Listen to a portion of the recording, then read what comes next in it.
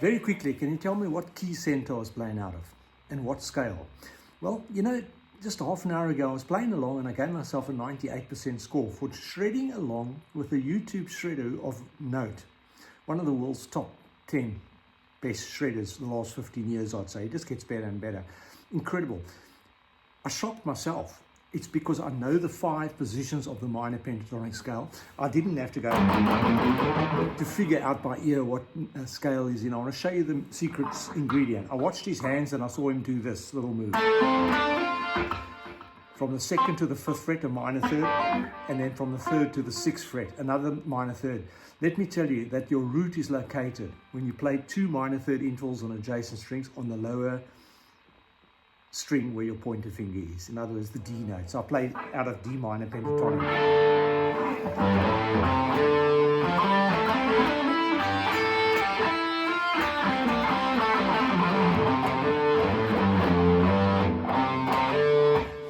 That specifically is position 3 of D minor pentatonic. One of my favorite positions, to be honest. Position 1, you know well, yeah. It starts on a D to the F, to the G, to the A, to the C, to the D, and then it goes into second horizontal octave.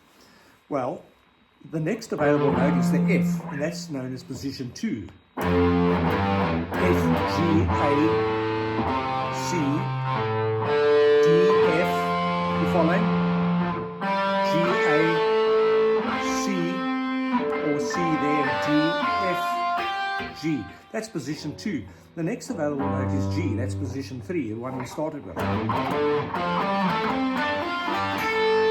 Position 4 comes out of the A note. The A, the C, the D, the F. There you have the minor third interval again. So the lower of the 2 strings is your A, there's your D. Therefore, you're playing D minor pentatonic. But if I just started from D to F, you immediately know I'm playing D minor pentatonic. From when you play a root to a minor third, you're playing the minor pentatonic of where that finger is. But you need to test it because you need to look at the string above, whether it was a whole tone or a minor third. If it's a whole tone, you're not playing D minor pentatonic. If it is a minor third interval and another minor third interval, then you are playing D minor.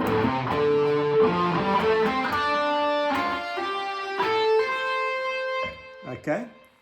And then position 5.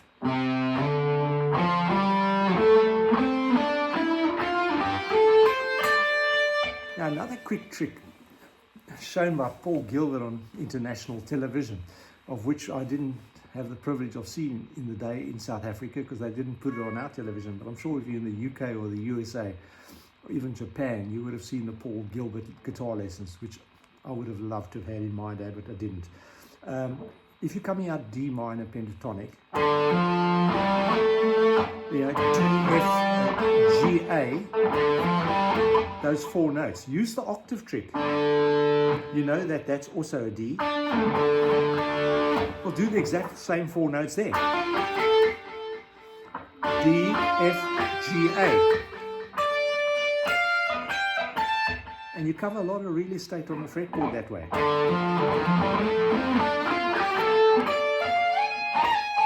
Very poorly executed though.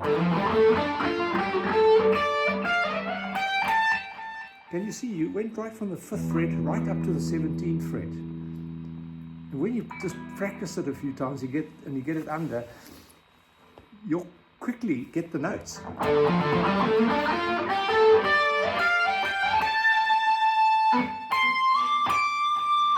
Another trick.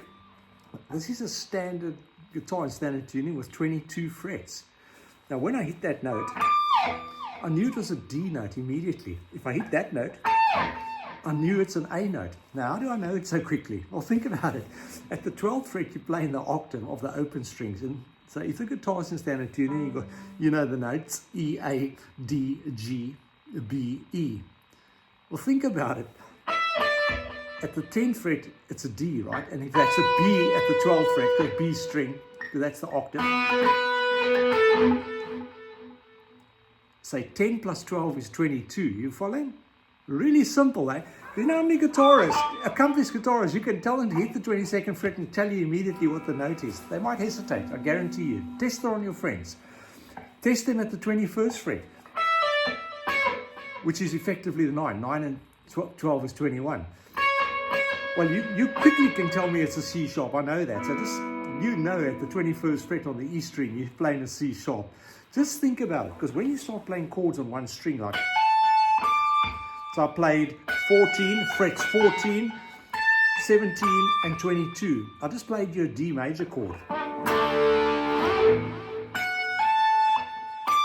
Now, hopefully you could hear that, because I played you an F sharp, an A, and a D. I told you why I know it's a D so quick at the 22nd fret. You certainly know the A, because most of you just do. And also, just if you're a good guitarist, like I was a reasonably good guitarist, and I found that when I started playing above the 12th fret, I had a problem telling you that was 17th or 19th fret. I don't know why, because I never thought about it. For more than 60 years, or not 60, for more than 50 years of playing guitar, with a huge gap in between of something like 35 years, I never thought about what the fret numbers were. 21, you know, where the dots are, the fret markers. 21, 19, 17, 15. Make it your business to find out. Because when a guy says to you, hit the 19th fret, don't go, oh, like I would. Even though I could.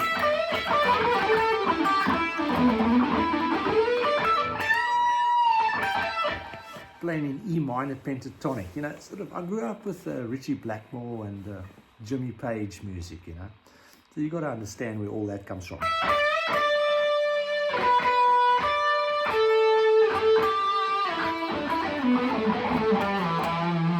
The universe opened up a few years ago when I discovered that these guitarists of the 60s and the 70s that I absolutely adored, the ones and the names even that I mentioned, put your CD in or put your YouTube on or your computer music, and you'll play along with them when you realize the trick of playing out of position 1, E minor pentatonic,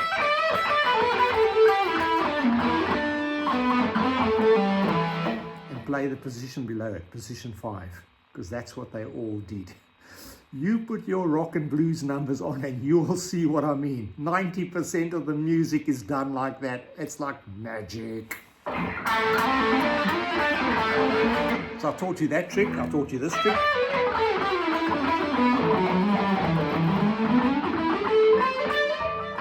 And I'll have you shredding in no time. And the next trick, I don't have my dates in front of me, but is playing the minor pentatonic scale, 3 notes per string. I'll revert now to A minor.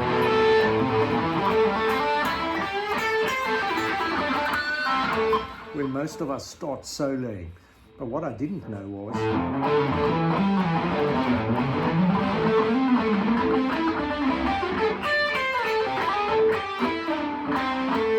combining position 1 with position 2.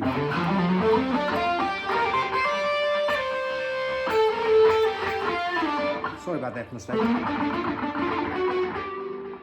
Now I'm going back to D minor there by force of habit. But if we stick to A minor,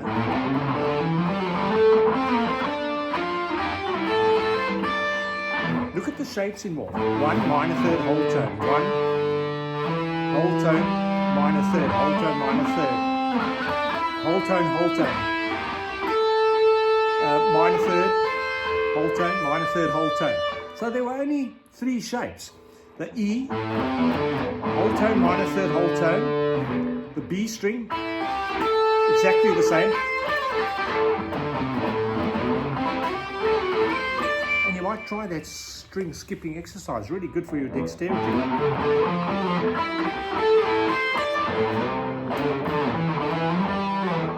And then the third shape was on the G string, which is whole tone, whole tone.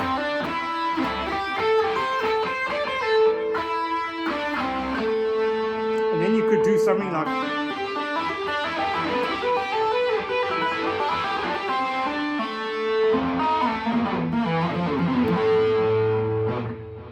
because you know where the positions are.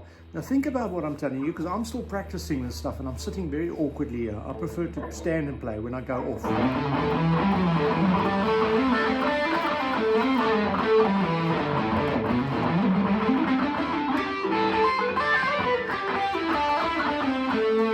You will get a speed advantage by playing 3 notes on the string.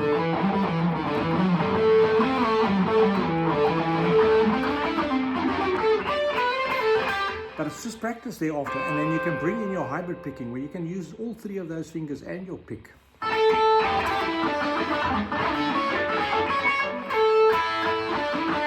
And string skip, you know.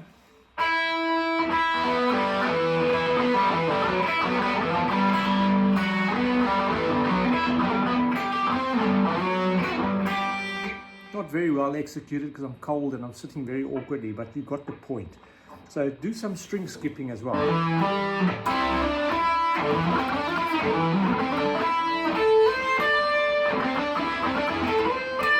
Because if you do, and you do it often enough, you're going to get damn good very fast. You're going to impress your friends, you're going to impress yourself, more importantly. Because music is not about impressing anyone.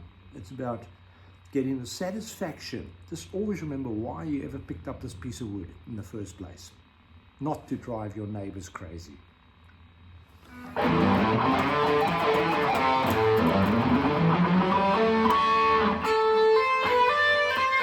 Get used to these wide stretches. You can start up here because they're smaller.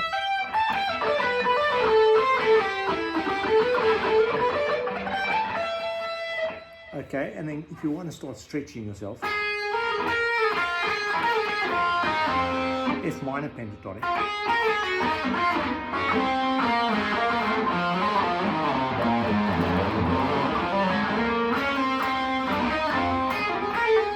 Now, not a lot of rock and roll and blues is done in F. I'll tell you now, I noticed the modern fusion guitarists are using F and A flat a lot.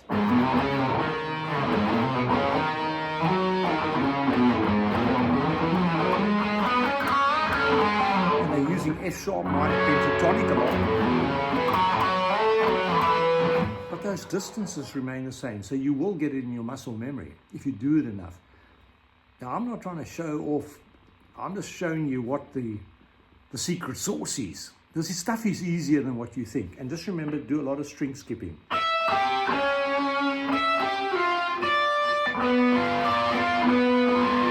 You go listen to your Bach and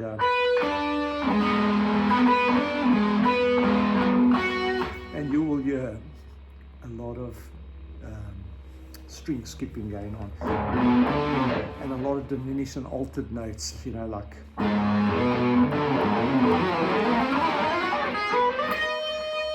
you know, the stuff I love.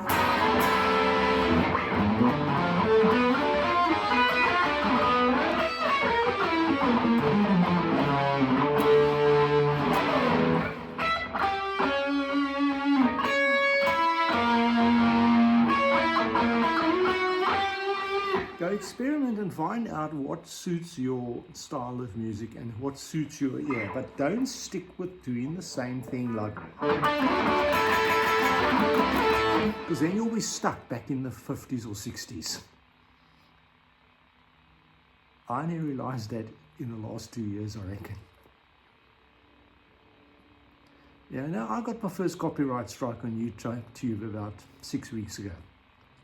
So I've deleted 99% of my cover songs, the ones that I got a lot of communication and followers from. And I thank you for that. But please, if you're still with me, stay with me, because I think the future is going to be very exciting. I think we need to explore the future of music, because the music industry, in my humble view, and that of many others, professors of music, expert players who care to make commentary online, tell us that the music industry internationally, certainly in the Western world, is in a state of disarray.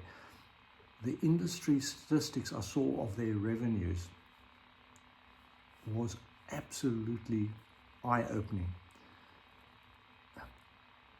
Horrific. I'm sure if you Googled it, you could find out for yourself. I think your ears can tell you what's coming.